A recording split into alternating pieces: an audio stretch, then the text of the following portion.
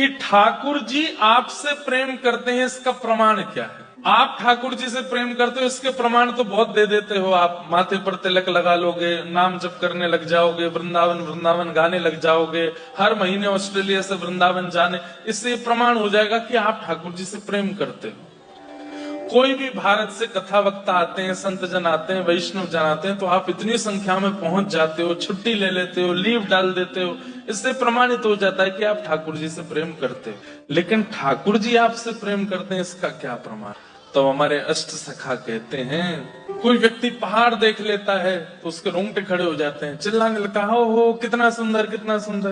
कोई समुद्र देख लेता है तो नाचने लगता है, कोई बर्फ देख लेता है, बर्फबारी हो जाए तो खुश हो जाता है, किसी एक्टर को देख लेता है तो खुश हो जाता है, कोई राजनेता को देख लेता है तो खुश हो जाता है। ऐसे ही मेरे नगर में, मेरे शहर में, मेरे देश में कोई वैष्णव आ रहे हैं, ये सुन के जिसके नेत्र सजल हो जाते हैं, हृदय आनंदित हो जाता है, और बस वो व्याकुल हो जाता है कि मुझे जाना है, मुझे जाना है, उनसे मिलना है, उनको प्रणाम करना है, उनकी बातें सुननी है, उनको देखना है। ये अपने लिए नहीं बोल रहा हूं ये मैं सबके, कोई भी आवे आपके देश में, सबके लिए। मैं अपने शिष्यों को भी एक ही आज्ञा देता हूं कि कभी हमारी भी कथा सुनते हो तो किसी और की नहीं सुनना, ऐसा नहीं करना, ठाकुर जी की प्राप्ति नहीं होगी।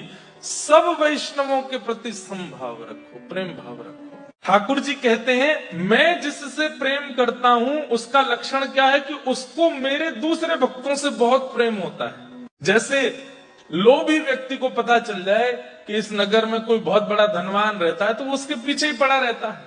कामी व्यक्ति को पता चल जाए कि कोई बहुत सुंदर रहता है तो उसके पीछे पड़ा रहता है। ऐसे ही भक्त जब पता चल जाए कि यहाँ कोई वैष्णव है, उसके पीछे ही पड़े रहे हैं, भैया आप कुछ सुना दो, हमें कुछ प्रसादी दे दो, कुछ कथा करा दो, कुछ तो कराओ। ठीक है, ये तो हमारे जीवन का सौभाग्य है या दुर्भाग्य, हमें नहीं पता।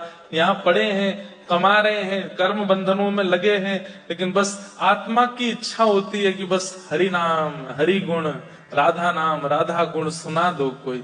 उसके लिए व्याकुलता चित्त में रहती हो, बेचैनी रहती हो, जैसे प्यासे को पानी की होती है, ऐसे ही कोई वैष्णवों से मिलने के लिए बेचैन रहता हो। ठाकुर जी कहते हैं, मैं उससे प्रेम करता हूं, वो मेरा प्रेमी है।